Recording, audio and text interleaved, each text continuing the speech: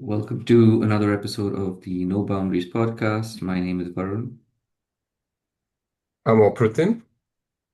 and today we're going to talk about the World Cup and everything that's happening. We are right in the middle of it, or maybe towards the end now, but uh, it's been a fun tournament. You can see I'm wearing red, still trying to get over Canada's defeat yesterday, and we'll get to that in a little bit, but just wanted to chat today more about our reflections on the tournament so far, things we've liked, things that have not been as nice, and looking ahead to the rest of the tournament as well. So let's uh, start by maybe just what your thoughts are. Have you enjoyed the World Cup so far? First of all, have you been watching it a lot, and then have you enjoyed it? Yeah, the it was a slightly slow start because of the timings here in Europe, Central Europe, compared to so some of the games are slightly late evening and middle of the night as well, early morning. So the initial group stages, I was picking and choosing, especially the ones that are slightly more convenient. I was watching those, but then since the last couple of days started picking up pace, and I think also the World Cup's been, as in any World Cup, has started growing on me a lot more, and with a lot of excitement and a lot of exciting results, a lot of upsets, as classic underdog stories coming to the fore as well. So definitely, and then the games today. There's some huge games today. Brazil, Norway, as well as England, Mexico. Again, really bad timings, but I'm gonna make the time to watch. But yeah, and I'm so sorry about Canada's result, Varun. Uh, Hope you're holding up okay.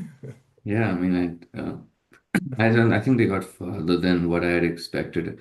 I honestly just wanted them to get out of the group, which they did, and then everything after that was a bonus. So I'm happy that they got to this round of 16. Like I think going to the quarters and beyond would have been too far, and if honestly they would have played France in the next round, which would have probably been might have been a bit embarrassing. So I'm happy they.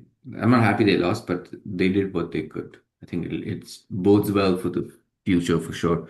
But yeah, I think I've been watching it as well, like a lot. Actually, the timings have been great for me, so been trying. A lot of them are during the workday as well, but I've been trying to keep up at least with scores and just I work from home as well, so it's maybe just easier to have it on in the background if needed as well. And yeah, been watching a lot of the games and really into it.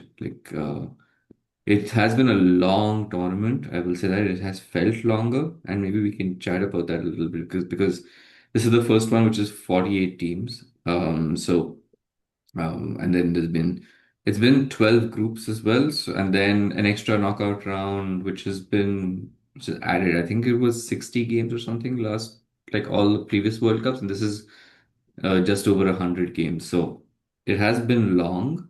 Have you felt it long? Have you had like, you know how when we watch the IPL, for example, it just goes on and on?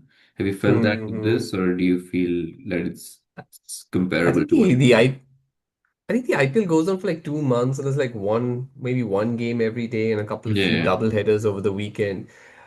But I haven't actually felt the length of the this particular World Cup. I suppose what they've done is they've had like 4 games a day, which I forget now what the structures have been in the past, but I suppose because there were fewer teams, it could have been up to 3 games a day. So perhaps they have sort of mitigated that by having that additional game. It hasn't felt the length hasn't felt as much to me. There is maybe an argument in terms of the quality of football at times, and that's debatable as well. Like you have like Cape Verde doing really well. They might not under normal circumstances in a 32 team structure, perhaps they would not have.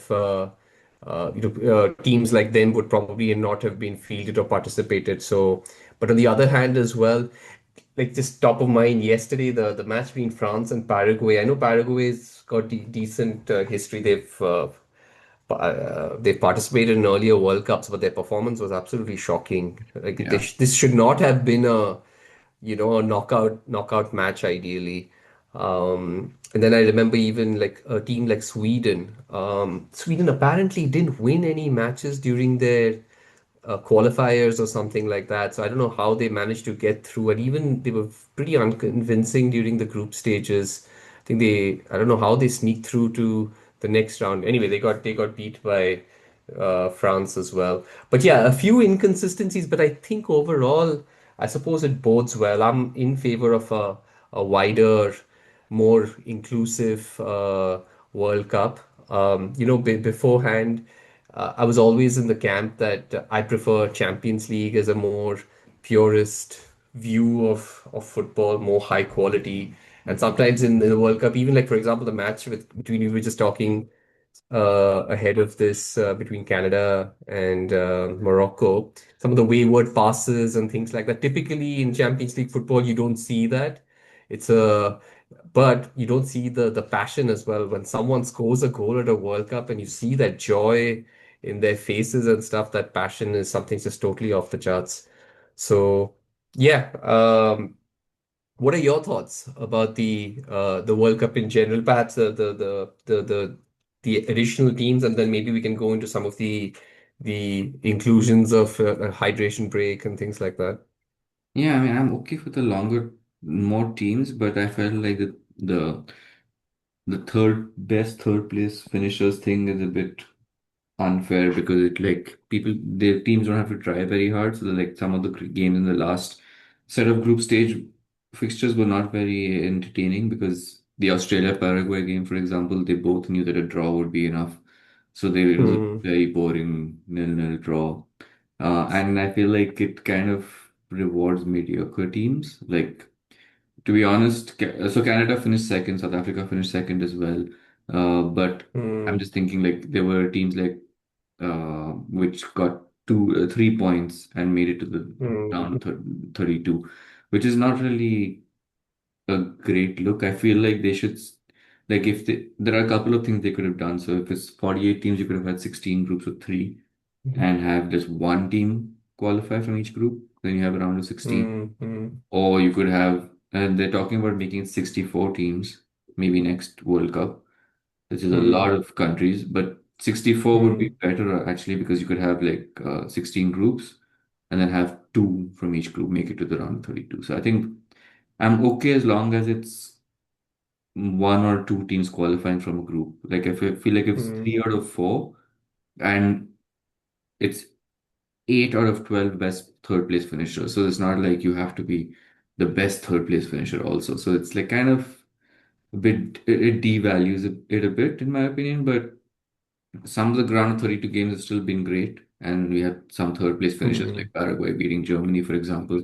So I guess it's not all been bad, but I feel like, yeah, they should have like, being good in the group stages should have more of a reward and an impact. I think it's a fair point. Just and maybe there's just two arguments over here in terms of the quality of the latter games and during the group stage, and then what kind of teams, the quality of matches in the round of 32 in terms of the teams participating. I think one pushback in terms of the group stages quality game in terms of how that pans out. And I think there was a match between Norway and France that we were keen to watch, but we didn't end up watching during the group stages. And I think Norway were already secure that they of qualifying to the next stage, and they rested like eight players. Haaland was not playing, and they got hammered by France. So. But I think that's always been the case when teams are secure going into the last game, the group stages, and they just need a draw. Then they just sit back and they don't really play. I've seen that in earlier World Cups as well. But I think in the other point about the quality of the first knockout game, that has been very inconsistent. You had games like Netherlands and Morocco, Brazil and Japan, like really good teams, and unfortunately, one of them having to get knocked out so early. And then teams like, no offense, like Canada and some of the other sort of weaker teams playing each other with a little bit slightly much more favorable draw. So I don't know how that was sort of worked through. And also, I think like good teams like South Korea, Scotland. I don't know how that thing worked out in terms of the best third place sort of the top eight Hmm. or something out of the third place finishers that make it to the next round. Even that was yeah could be tightened. I don't have any solutions, but just to make sure that uh, the knockout stages you have the best teams sort of getting through, I suppose. Um, Yeah, and with the but yeah. sorry, go ahead. No, no, no. Yeah, I think overall this is still and moving on to the 60 team thing, I think that made sense what you said, like having those groups and only the top 16 groups and Mm. then 60 teams, is it? And then 64, the yeah. top two, yeah, the top two teams making it, I suppose. Did that add up? Yeah, 64, but like it 60, 64 is quite like 64, there are right? only 190 countries, so that kind of also there's another argument that that might be like anyone can qualify, but I think it's good. Even with 48 teams, you haven't had Italy are not there, Denmark are not there, Yeah, so it's not yeah, like yeah, yeah. yeah, I think it's good to get always good to globalize the Wider sport net, and get yeah, more people yeah, in. yeah, wider net. I mean, Um, the it's just that the qualifiers become a little bit more, maybe not as intense because more parts, but maybe even teams like India and stuff might have a route no, if India will there are not more host it. Uh, if there are more qualification spots handed to Asia, uh, yeah, perhaps. But anyway, that's a separate discussion. They'll have to What do you make think it about the introduction? 128 pool for India to get in. Yeah. Uh, What do you think about the hydration breaks? oh, they're horrible, man. There is no excuse, justification for them. I've seen multiple people, some people trying to say, oh, it's for the heat and the Yeah. players need the breaks and they've been loving it. It's like such a farce. It's obviously still just for commercial gain. I wish they would have just come out and said Hmm. that. That would have been better Hmm. because there's no reason. Football hasn't played for a century without these breaks. And it's Hmm. been played in Hmm. hotter climates. And not all the stadiums some of them are indoors, some of them are air conditioned. Some of them are being played in 20 to 25 degrees. There have been a Hmm. few that have been in 30 plus, but the players should be used to that, and they don't need it breaks up the momentum. It's so annoying to watch. It's unfair to a team that's having the upper hand as well. So the first game, one of the earlier games, Germany, Curacao. So Hmm. They had just equalized Curacao and 1-1, and Hmm. then they had a break and Hmm. then they lost 7-1. They would have probably lost, but it was a bit unfair to them at that stage to just have Hmm. that break. I think To lose it's that momentum. yeah, Yeah. it's just trying to make it quarters, similar to like how a lot of American sports are, which is um, unnecessary. It just leaves a bad taste. And something interesting I was seeing was that, and this is just one post I saw on LinkedIn, but that Powerade has been sponsoring these the breaks, and then Of all the the sources. and yeah, and the players are all drinking from Powerade bottles, and that's apparently had a negative brand impact on Powerade because people are associating them Oh, with these interesting. breaks, which is Right. not great. And they're part of Coke, right, which is one of the major sponsors. So Right, uh, right, right. it's interesting. I don't think I haven't seen anyone other than like an official FIFA spokesperson or whatever saying it's a good thing. I don't think Hmm. it's like I've watched a couple of games live in bars and stuff as well. When the hydration break Hmm. comes, like Hmm. everyone is just like so Hmm. upset. Hmm. So Hmm. I don't Hmm. know. Hmm. I think my view is pretty clear, but do you have any different views?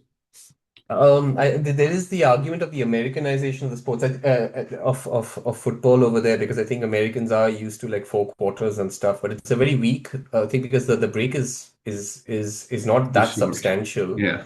It's pretty short, yeah.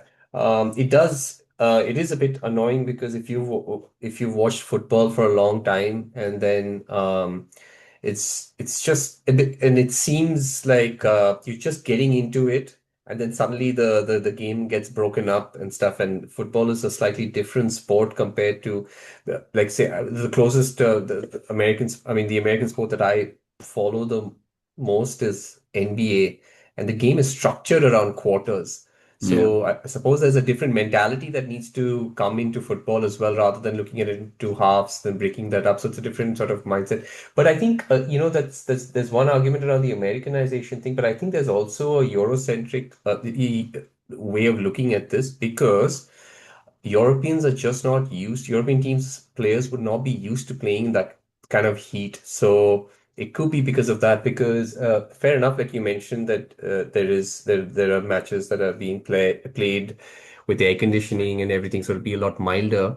But for example, the game yesterday between France and Paraguay, apparently the temperature was around 36, 37 degrees. So that is fairly extreme. And I think I saw this someone mentioned that potentially it's the hottest uh, sort of temperature that a World Cup match has been played in. Because typically, I believe, but I don't have no way of checking. Maybe there's global warming, and most of these tournaments typically take place in Europe and things like that. So yeah, but that's just another perspective. But I agree, it's a bit annoying actually, and I still haven't gotten used to it. It's you get into it, and then suddenly this hydration break comes in. Um, I don't suppose there's been any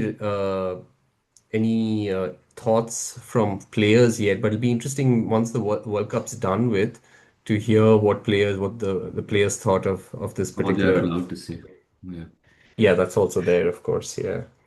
I also just thought of this because I was going to say that the hydration breaks have added a lot of stoppage time as well on Hmm, stars, hmm, but hmm, also I haven't been following football as closely like with the leagues and stuff. You know that, hmm, but hmm, I just feel like compared to previous World Cups, there's been a lot more VAR checks as well. I think VAR was there last time as well, hmm, but hmm, hmm, it feels like every goal is hmm, hmm, scrutinized. Every even like the corners to goal kicks thing is hmm, changed a hmm, lot. hmm, Like they hmm, have like the Portugal Croatia game, which was one of the best games I watched, but there was so many hmm, callbacks, right? A couple of them for hmm, hmm, Portugal, some hmm. for Croatia right at the end. Have you seen a lot more VAR this time, or is it normal? I think I have. I mean, the only league that I follow fairly closely is the Premiership. There is a fairly high degree of usage of VAR there as well. But with regards to the amount of time that is added into stoppage time, I think there is the VAR component, but there's also, I believe, the hydration break as well, maybe that Yeah, they're including. I don't know. But yeah, the it was yesterday the match between I missed the Portugal Croatia match, unfortunately. Even I think it was probably the one of the better games, yeah, right? it If was in not Toronto the as well. Yeah, Oh, nice, nice. Um yeah, yesterday the match between France and Paraguay, there was a lot of VAR checks. In fact, the penalty that was given, the game carried on for like a minute, minute and a half or so, and then the VAR sort of intervention came through, and then they were awarded a penalty. So yeah, sometimes again, it's like all of these interruptions, disruptions to the flow of the game. Yeah, it's a slightly different sport perhaps to what we were watching, before. I know VAR was probably introduced last time around, but I don't think it was such a big disruptive influence to the game then. But the other thing is that it also does not necessarily when there are I missed the game, but Ara was watching the I believe the Senegal Belgium game. mm, And Belgium were awarded a dubious penalty. Apparently, even Germany were the match between Germany and Paraguay. Even Paraguay awarded a dubious penalty. So it's not like the VAR is foolproof and yeah, you know is eliminating these sort of inconsistencies and things like that. So there's still question marks. So yeah, yeah. It's been a bit like it just disrupts the game a bit. It's been like makes it very stop start in a way. agreed, agreed. Anyway, what has surprised you? What are some of the things that stood out for you though? We'll move on from the structure and the format and all of that. Hmm. The actual football and the teams. Anything that stood out to you? Um, one aspect of this particular World Cup has given me a lot of joy is to watch the performance of the African teams. Mm, And the I even there's quite a few teams. Unfortunately, apart from Morocco, none of the teams are through to the round of 16. but Egypt was there. some of the yeah, Egypt, of course, yeah. For some reason, Egypt and Morocco, I don't really classify them as look, it's more like Yeah. North Africa, an extension of the Middle East, but yeah, you're right. But yeah, I was like the main within the main continent, I suppose. Mm. Some of the performances were really good, especially Senegal, Ivory Coast, and even Congo's the match between Congo and England. England could have been in real trouble. Wissa missed a very easy chance to put them 2-0 up. Yeah. And their performance was pretty decent. But in specifically Senegal and Ivory Coast, the match between Ivory Coast and Germany, Ivory Coast lost at the end, but they could have put the game out of sight very easily. So, I think they seem to be more set up to play counter-attacking football. So is Congo. But when I watched a little bit, I watched the first half of Senegal versus Belgium, and I think I forget another couple of Senegal games during the group stages. It's just so refreshing to see that they have the conventional sort of skill set of African players of pace and power, but that's being also sort of coupled with a lot of tactical know-how and the way Senegal play with so much of confidence, keeping the ball, they were literally dominating Belgium. The little bit that I saw. So yeah, that's been very refreshing, and I think as even these African economies that they grow, and these countries, become a lot more sort of economically more robust. I think that'll translate into a lot better results. And of course, there's a benefit of a lot of these players playing in Europe, in top European teams and things like that. So that's also helpful. What are your thoughts? Anything particularly stood out? Of course, there is the whole diaspora element as well, that so many African players play for Yeah. other, Western countries as well. I noticed there's a few of them playing for the Canadian national team as well. So, any thoughts for you? Anything stand out of the performance of Africa in general? Plus, I love how you relate everything back to economy and growth. There is a It's such strong a correlation. macroeconomic, such a, you should post that on LinkedIn. But no, I feel like African teams definitely have performed strongly, which has been great to see. Cape Verde, like that one, they stand out to me. Like I think it's been one of the story of the tournament, I feel. Even the game I was Did you watching know it. where Cape Verde were on the map? Yeah, I I had to knew look them up. because I'm a geography nerd, so that's why I knew it. But Oh, but I nice. can imagine a lot of people did, and I have a coworker who just went there on his honeymoon, so it was recent Nice. in my mind. But Where's the guy from? Where are they from? Where are the couple from? they're from Canada, yeah. So, Oh, nice. but they got married Oh, in man, that's Portugal and then went to Cape Verde. It brilliant. makes Okay, sense, I okay. guess. Anyway, my point is, they've obviously, Bozinia has been the star. You see him all over social Yeah, media now. Like great yeah, stories. There are these stories that come up during World Cups. They tend to fade away a little bit, but they people remember them. So I feel yeah. like Ara's been sending Vozinia reels to me on Instagram nonstop. yeah. And he's like pretty old as well, so it's kind of nice to see Yeah, people get their due maybe. But they played so well. The Argentina game, they could have also won it. It was so close to going to penalties, and then it's just a lottery right in the penalty shootout. And I think the second goal they yeah. scored was one of the goals of the Cracker, tournament, or yeah. the goal of the tournament, perhaps. So, that kind of gives some uh, credence to having more teams as well. But they've definitely been I've enjoyed watching them. The first, even though they had Hmm. three draws, um, just for them to qualify and give run Argentina so close was really inspirational. Um, the story of that they're Irish born, not Irish born, Irish born and bred and everything player who got the And message you on might as well LinkedIn. plug in LinkedIn as well, your LinkedIn, favorite yeah. social So media don't ignore platform. your LinkedIn messages because you could be invited to play for a national team. That was pretty insane. So I love how these small stories keep creeping up during the World Cup. Really interesting. Uh, I also found the European teams have been run really, really close But this see, time.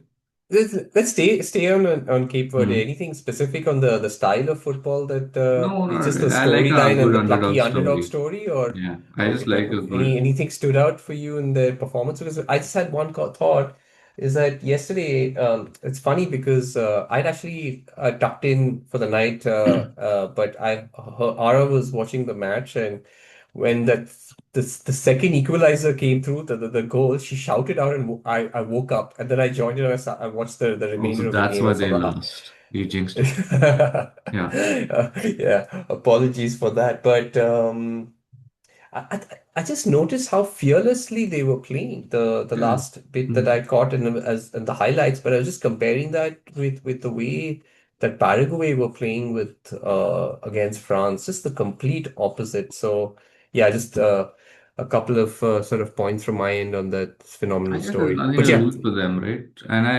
I'm more about the stories. So like I like the the underdog aspect and the fact that no one had hmm, heard of them also, like even heard of the yeah, country. They have 600,000 people, which is crazy hmm, to produce a team. I know they've had to rely on what you were saying on like diaspora and immigrants and stuff. Like they've had to hmm, hmm. bring in players, maybe a couple of them from outside, but it's Hey, fair, it's fair. Yeah. France is relying on diaspora players. Michael Olise is a Londoner, and Yeah, but they've he's also, to be fair yeah, to I know. I'm France, like just they yeah, have a lot of the just players for are argument's born sake, in yeah. France. They are not like first generation immigrants. So, but yeah, I get your point. And there was the thing, right, where Paris has the most of the players, like the players with, how do I say this? Paris is the city that has produced most of the players Hmm, in playing in this World Cup. Like I think 98 players or something have been were born in Paris or surrounding hmm, suburbs. So yeah, I think it goes both ways. So like hmm, people have immigrated to Western European countries and are playing for them, and then yeah, African or Asian teams as well have poached these players, found out that hmm, they've been living in hmm, Western countries, but they have some lineage, so they've asked them to come play hmm, for them. So I think that it makes it the World Cup. It reflects our global world anyway. That it makes it easier for people. People have moved around yeah, so much, and now it's showing hmm, in teams. I think it's good. It's a good thing for the game.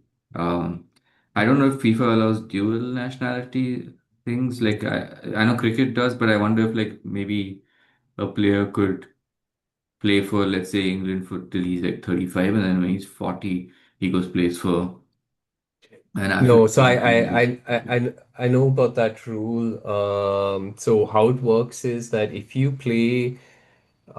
represent one country, if as long as it's not competitive football, mm, so as long as so if it's even if it's a friendly or something like that, but you represent your national team, you can still switch sides. okay. However, if you have represented your national team at even I think even a World Cup qualifier, but if it's like a World Cup or an international tournament or a qualifier, then I think you're not eligible to represent another team. So, but there have been so many Wow. anomalies, right? Like the Yeah. Boateng brothers and stuff. This has been going on for quite some time. I think even in the yeah, yeah, these kind of anomalies. I mean, we've seen so many examples of this nature. But yeah, very profound Yeah. thoughts there, Varun, Thank about you. the Uh, global nature of the world and I global feel like nature of football and things like that. they should allow dual. You'll be good. They should take a leaf ball or It something from the ICC. Uh, Yeah, because when I was in Ireland for a couple of years, Declan Rice, Harry Kane, but Declan Rice in particular is a hot topic because he actually represented, I think, the Republic of Ireland in a couple of friendly One matches or second. something, and then he switched sides. I'm gonna pause.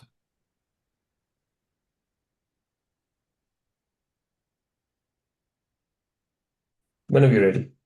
Sorry for that slight blip. My daughter decided to make an appearance, and but that's, I guess, just part of um, life.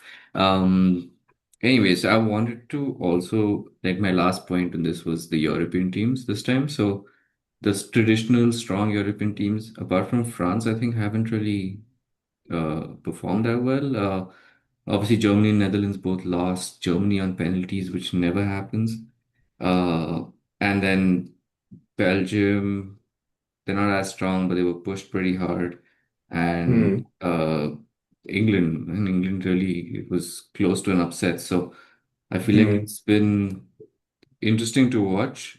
Spain as well, they hadn't struggled, but they in their first game they drew against Cape Verde, and now Slightly below the going below the radar or under yeah, the radar, and right? now They're they're going not to play really, Portugal. yeah, So one of them is going yeah. to be out before the quarters Hmm. also. Hmm. So Hmm. it's pretty cool. I do wish that maybe England or Belgium had also lost. It would have been interesting, but yeah, I feel like yeah, Harry Kane totally saved England, but I do feel like they're going to lose now in the next tonight against Mexico. To be honest, anything I about think, the European team that you've seen, like which has surprised you? yeah, I was a bit surprised with how Germany got knocked out, even though I haven't. I think I watched a couple of their games in the group stages, the one against Ivory Coast and Curacao, but they weren't spectacular or anything. But going out to Paraguay, yeah, I didn't watch that game, but I wasn't expecting them to go out like that. And even the Netherlands team, but to be fair, they got knocked out by Morocco, who are really good. Um, and even so, in general, in England, like we were saying, we're pretty close to getting knocked out. Some of them they have flattered to deceive. So I wonder whether football is e becoming like more. There's like an equalizer sort of Good. Good. aspect to it, where teams are sort of catching up, and there's no standouts. Because even the Brazilian team, they huffed and puffed during their win against Japan as well. Took a Yeah. really late goal to win. So maybe there's that. And then there's an argument also before going into the World Cup that the temperatures are going to be a lot warmer than what European teams typically uh, encounter. And there was an interesting, I was listening to the Overlap, I think a few episodes back, and Jill from the Overlap, I mean, the Overlap, the crew, they're very interesting and, they're funny guys, funny lot of set of people. She had this interesting things saying that, to win the World Cup, you actually have to win 8, 9 games Mm. within a very short space of time. I mean, that's a decent fraction of 38 games that typically a club plays during the course of an entire season. So that's pretty intense. So playing at that high level for over 8 games over a very short span of time and in sort of conditions, temperatures that they're not used to. That's takes a and especially after like a long European season, so it probably takes a certain toll and stuff. So there's that fatigue factor and thing that also sets in. But I think that there is maybe an argument to be made that there is a strong sort of equalizing sort of component as well. Like a lot of these other teams, national teams like Japan, South Korea, all their players now play in Europe and stuff. So they'll know how to sort of, what are the tactics, formations, and things like that. Some of those aspects as well, I guess. But yeah, I am looking forward to the England-Mexico game later today. That should be fun. Yeah. On what you just said, I feel like also the fact that a lot of let's just take Japan for example, since you brought them up, they all play in European leagues, so they don't have that local rivalry. So I've seen that talked about a lot with England, for example, Hmm, where in hmm, hmm, the 2000s especially, they were also focused on United, Chelsea, Liverpool, hmm, Arsenal, so they hmm, couldn't hmm, gel together as a team. But then for a team like Japan, they're playing in the leagues, hmm, which they don't have that much hmm, hmm, loyalty to anyway. So when they play for the national team, that's stronger. It happens with Brazil hmm, as hmm, well, historically. hmm, hmm. But like I feel maybe that there's an aspect to that as well, where they're getting the experience of playing in those leagues, but they don't have that same intensity which affects their national team play. I mean, there is one component, but I think that's just maybe an excuse that the English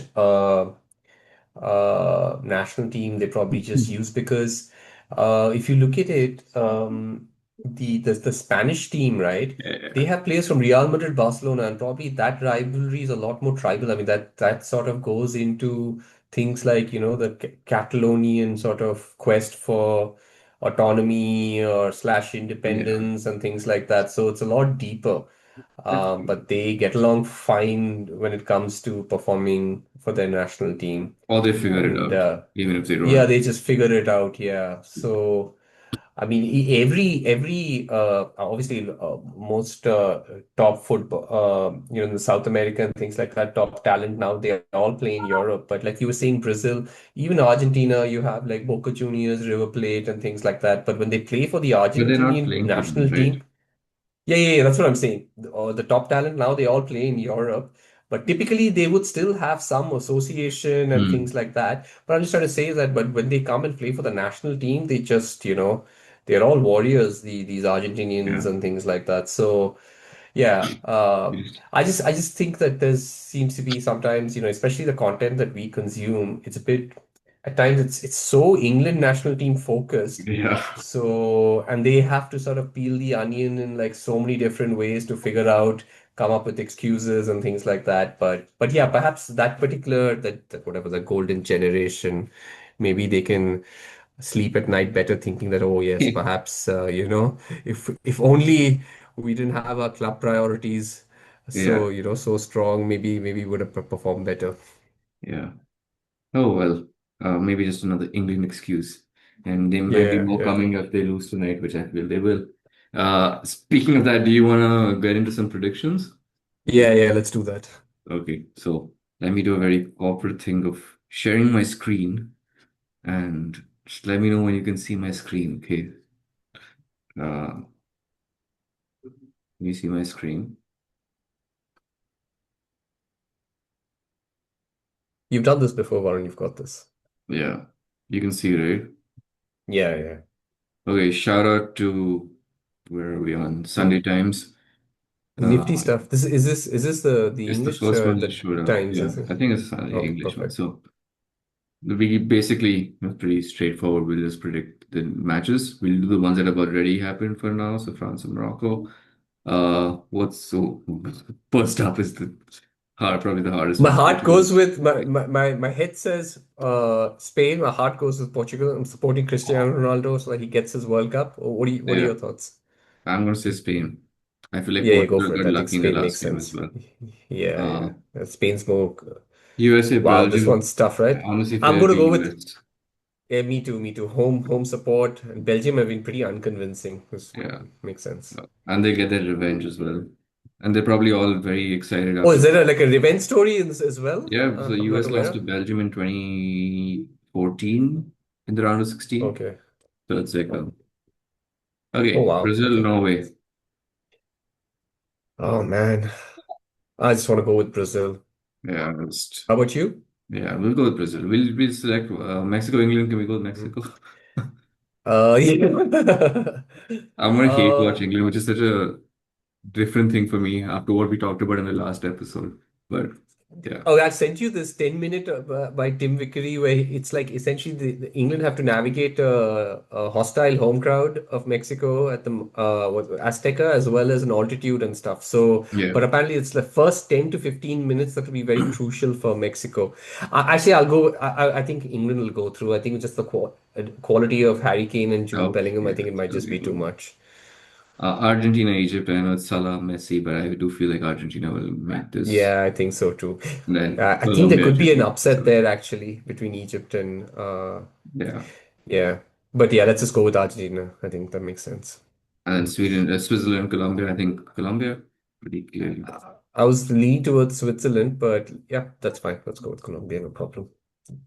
Uh, France, Oh, Morocco. Who's wow. winning? I I read a funny tweet, the French insurance companies are gearing up for the result of this match. Either way, they need to make sure that, uh, they have proper coverage and all of that sorted out. yeah. But yeah, I think France might have to will have too much for Morocco. Spain, US. That's the way the What US do you story think? ends. Really? You thinking the US would beat No, that's Spain? how the US story ends. Yeah, yeah, that makes sense. Okay, and then who are you going for? Brazil, England. I feel like England could beat Brazil if they beat Mexico. Hmm. Okay, let's do it. And then Yeah, even Brazil have not been very to convincing. Yeah, I think Argentina this make one it. should be Argentina. Yeah, yeah. So after all the upsets and everything we've talked about, Oh, we've got this I think four this would be very a this would similar, yeah. Well, I very think this would predictable be like teams. a dream semi-final lineup. I would prefer if England did make it and it's Brazil, Argentina, and France, Spain. This would be my dream semi-final setup. Yeah. But let's go with this. Let's go with this. England, Argentina also have so much history, so Okay. it's pretty So you cool. pick one semi, I'll pick the other one. Pick the first one. Okay. I'll go with France, but I have a feeling that Spain might challenge them pretty well. Yeah. And What I'll about go you? with England, England. Argentina? I'll go with Oh, England. nice. Okay. And then the final, I think I'm gonna Yeah, go with France for my opinion, but who do you think? me too. 3-1 3-1. France. So Harry France Kane wins. consolation. Definitely. Thank you to Anthony, Narottam, and Dan. Uh, all right. Sorry, 1 second. Go for it. Just wrap it up. Okay, sorry about that other pause as well, but I think finally we got then some France winning. Not a surprise. They have looked strong this year, to be honest. So I think like if they play to their potential, I feel like there's so much depth as well. Like, yeah, England losing the third major tournament final in 5 years would be quite something, but it might happen. Yeah, this has been fun. Yeah, today was fun. I think the rest of the World Cup will like, especially today is going to be a great game, and tomorrow is Spain, Portugal. It'll be great Yeah, timing for you actually. It'll be in the middle of the workday yeah, for me, yeah, but you can watch yeah, it in the yeah. night. So I'm looking looking forward to forward to that. it. Yeah. But Maybe next week we continue the conversation on the World Cup. I yeah, we'll think, see how we'll it goes. probably And yeah, yeah, yeah.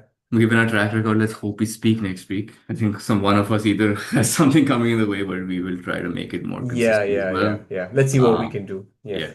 But thank you everyone for listening, for watching, however you're consuming this content, and we will see you soon for another episode.